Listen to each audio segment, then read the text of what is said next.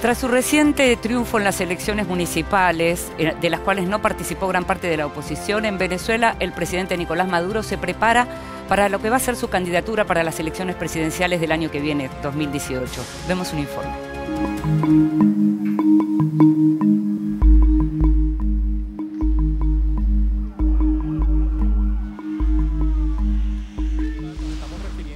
El aplastante triunfo del oficialismo de Venezuela en las recientes elecciones municipales parece haber allanado el camino del presidente Nicolás Maduro, que aspira a la reelección presidencial en los próximos comicios de 2018.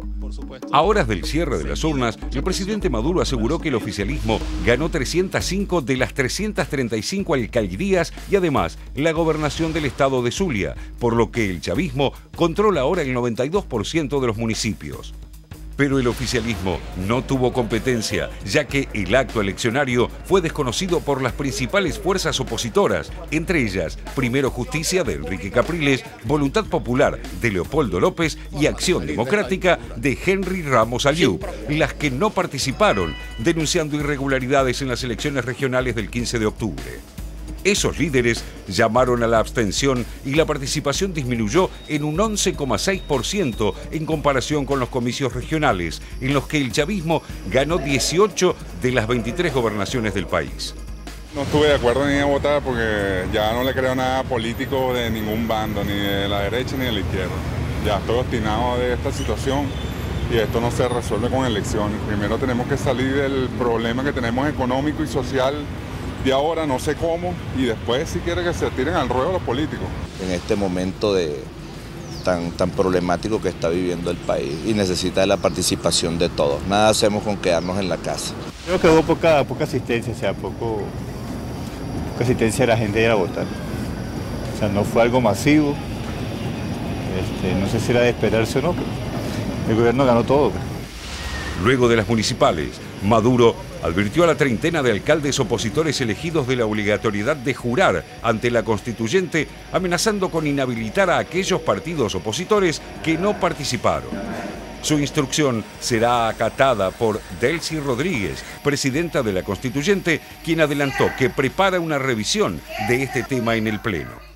Si se retiran de las elecciones, ¿para dónde van? ¿Cuál es la alternativa? ¿Qué alternativa le dan ustedes al pueblo venezolano? ¿Las armas? ¿La guerra? ¿La guarimba? No. La única alternativa es el debate de ideas. La determinación que adopte la constituyente podría así borrar la carrera electoral de 2018 al conglomerado opositor. Mira, Maduro, tus amenazas vienen dándose desde el año 2014. Encarcelaste a Leopoldo López y no pudiste con nosotros. Exiliaste a Carlos Vecchio y no pudiste con nosotros. La mitad de nuestra dirigencia nacional está en el exilio presa. Nuestros alcaldes han sido perseguidos. Más de 500 activistas de Voluntad Popular han sido encarcelados y aquí estamos. Y aquí seguiremos, pase lo que pase, porque este partido no se arrodilla, porque este partido no retrocede y no claudica en sus principios. Este es un partido que está firme en sus convicciones y con decreto o sin decreto, aquí seguiremos en las calles de este país luchando por los que más lo necesitan, porque jamás hemos dependido de él para existir y por lo tanto no necesitamos de él para seguir haciéndolo. Frente a esta perspectiva, la alianza opositora Mesa de Unidad Democrática ya adelantó a través de uno de sus referentes, Julio Borges, que están preparados para unas próximas presidenciales en caso de que el gobierno decida adelantar las elecciones. La candidatura opositora, sin embargo, no parece estar resuelta, ya que la MUD está atravesada por posturas diferentes que amenazan la unidad de la coalición. Según el exalcalde de Caracas, Antonio Ledesma, que escapó de su país y permanece en Europa, donde recibió el premio Sájarov otorgado por la Eurocámara, todos quieren echar a Maduro, pero admitió que no hay acuerdo en la estrategia. Lo que debería plantearse en Venezuela es una transición, es definir los términos para que se dé una transición y que luego se convoque un proceso electoral absolutamente transparente, que no dé lugar a dudas, que esté libre de sospecha. Ledesma plantea una profundización de las protestas en las calles que ya dejaron al menos 120 muertos, continuar con la presión internacional y a la vez con las negociaciones con el gobierno en Santo Domingo. Por fuera de la coalición opositora, la ex fiscal general Luisa Ortega Díaz, hoy residente en Colombia luego de abandonar su país, denunció al gobierno de Maduro ante la Corte Penal Internacional por presuntos crímenes de lesa humanidad. Una parte de la Mesa de Unidad Democrática sigue sus pasos con interés, argumentando que la agrupación debería captar a ex dirigentes chavistas y a los que votaron alguna vez por el oficialismo. Si la oposición va unida con un solo candidato legitimado en primarias y saca una buena ventaja de voto, le va a ser muy difícil al gobierno no reconocer ese resultado, muy difícil. Desde hace 2 años existe en la República Dominicana una mesa de negociación con la mediación del expresidente español José Luis Rodríguez Zapatero.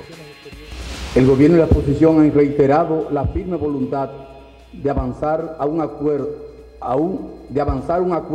en interés del pueblo de Venezuela. De las reuniones participan el chavismo y la MUD, pero no toda la conducción opositora avala las negociaciones. Precisamente, Ledesma las catalogó públicamente como una parodia. A su vez, Julio Borges, el presidente de la Asamblea Nacional, prefiere una confrontación sin medias tintas. Sus definiciones, que reiteró durante su reciente visita a Estrasburgo, siempre denuncian la necesidad de Maduro de acudir a la violencia, la represión y el miedo para sostener su gobierno. Borges encabeza un poder legislativo despojado de sus atribuciones en favor de la Asamblea Constituyente, controlada por el oficialismo. En paralelo, el gobierno ya piensa en adelantar las elecciones, posiblemente para marzo, en un rápido movimiento que deje debilitada a la MUD. Un escenario de esta clase podría empujar a la oposición a reiterar la estrategia de rechazar el acto eleccionario y a la consiguiente denuncia de eventuales irregularidades, con otra merma en la participación de la ciudadanía. El cuadro ya es conocido en Venezuela, donde la estabilidad institucional continúa acechada en un país en el que se profundizan la hiperinflación, el desabastecimiento de insumos básicos y el descrédito de la clase política.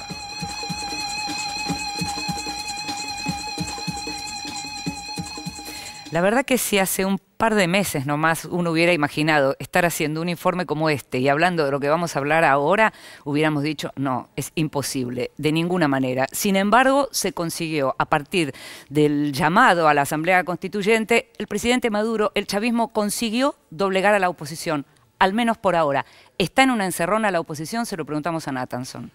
Sí, mi impresión es que sí, que efectivamente el presidente Maduro, al cual, me incluyo dentro del grupo de los cuales lo subestimamos durante un tiempo políticamente, ¿no? Porque desde el punto de vista de la represión fue la represión, los 120 muertos que hubo en las calles de Caracas siguen muertos, eso no cambia, digamos, pero sí cambia el hecho de que Maduro logró encerrar políticamente a la oposición. La oposición ahora le tiene que explicar a los venezolanos por qué, bajo el mismo Consejo Electoral, con las mismas máquinas, con los mismos observadores, con el mismo sistema de votación, a veces se presenta y a veces no, y a veces reconoce los resultados y a veces no. Recordemos, no reconocieron el resultado del triunfo de Maduro en 2013, sí reconocieron su propio triunfo muy amplio y muy contundente y que contribuyó a dar vuelta el panorama político venezolano durante un tiempo en 2015. Perdieron las regionales hace un par de meses y ahora fueron aplastados en las municipales y puede también que pierdan si efectivamente se produce el adelantamiento de las elecciones en marzo.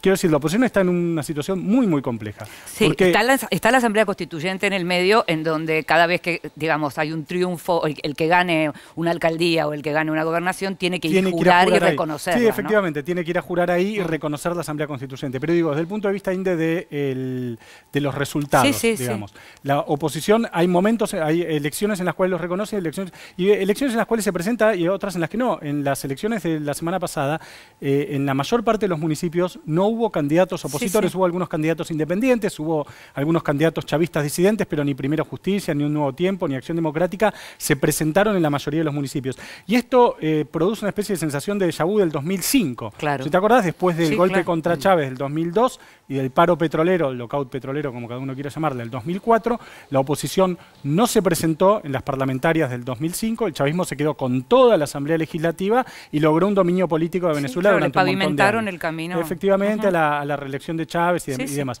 Entonces, me parece que lo que logró políticamente Maduro es efectivamente acorralar a la oposición, que en este momento pues, está diciendo que no se presenta a las municipales, pero sí están diciendo que se van a presentar a las presidenciales.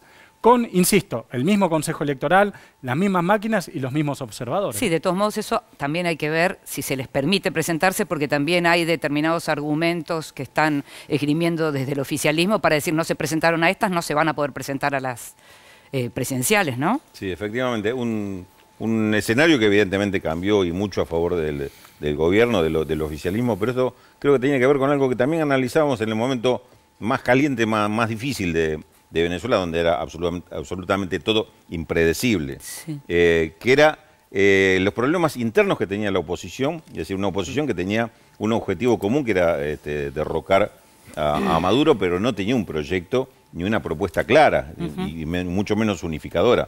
Hablábamos, me acuerdo, en varios programas de esa diferencia que existía entre distintos sectores de la oposición. Y a la vez los problemas que tenían el chavismo, el gobierno, dentro de también internas que también se dirimían entre tres sectores, que tampoco parecía que Maduro pudiera consolidar todo ese sector. Bueno, lo que ha sucedido evidentemente que resolvió mejor la interna el chavismo de lo que lo hizo la oposición. Me parece que ese es uno de los puntos, ¿no? A través del suprapoder, digamos, de la Asamblea Constituyente, terminó... Fue una alternativa que seguramente resolvió o cerró varias de las heridas internas dentro del chavismo, el tema de la Asamblea Constituyente. Creo que tuvo más efecto internamente para el chavismo que lo que significa institucionalmente, porque encontró una forma de referenciarse dentro de un espacio, de una elección, de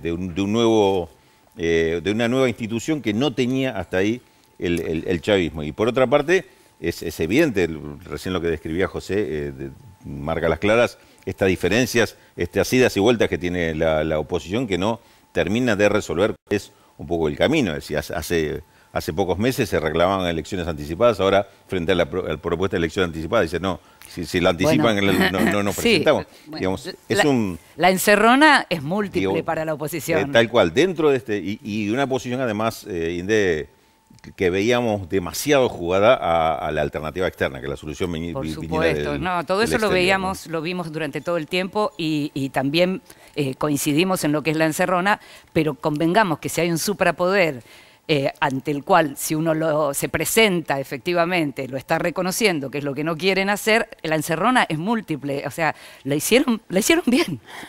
Convengamos que la hicieron bien. Que tuvieron 3 partidos sin candidatos, claro. A Leopoldo López con prisión domiciliaria, a Capriles inhabilitado. Ahora se supone que hay diálogo con la oposición en enero. El 11 de enero. Entre el 11 y 12 de enero, efectivamente, pero la verdad es que no pareciera haber una alternativa, ¿no?, contra Maduro. Esta semana, te doy un dato curioso, en un partido de béisbol apareció un hombre que puede ser una figura que hay que seguir. Se llama Lorenzo Mendoza, es millonario, es el presidente, el dueño de Polar, la principal empresa de alimentos y bebidas de Venezuela, y le gritaban presidente. Lorenzo Mendoza es así, tan presionado empieza a estar por la oposición y partidos políticos que no encuentran ya un representante ante semejante fractura y consolidación nuevamente del chavismo en estas semanas, que tuvo que salir a desmentir que por las redes sociales que era candidato a presidente. Pero ya lo que es la desesperación también, ¿no? Exacto. Ya la prensa, las corporaciones, como lo quieran llamar, han puesto los ojos en Mendoza y hay que seguir su camino porque es un hombre joven, astuto, interesante, que tiene 48 años más o menos. Ahora, mientras cambia la situación adentro de Venezuela, afuera de Venezuela, los países siguen viendo más o menos como lo veían antes de la Asamblea Constituyente, y esta semana hubo noticias importantes en Estados Unidos que afectan directamente a la familia presidencial y que tiene que ver con el juicio que se le sigue en Estados Unidos a los sobrinos de Cilia Flores, la primera combatiente, la esposa del presidente Maduro, ¿no? Efraín y Francisco Flores. Efraín se crió con Maduro porque es ahijado de Maduro, además, es casi un hijo. Son sobrinos, tienen 31 o 32 años respectivamente, fueron detenidos en Puerto Príncipe, esto ocurrió en 2005, llevados a los Estados Unidos. ¿De qué se los acusa? De traficar 800 kilos de cocaína en los Estados Unidos. La pena que se pedía era de 30 años de prisión y una multa de 10 millones de dólares. Finalmente se convino en una pena de 18 años de prisión que deberán realizar en el estado de la Florida, en los Estados Unidos. Estados Unidos que a su vez,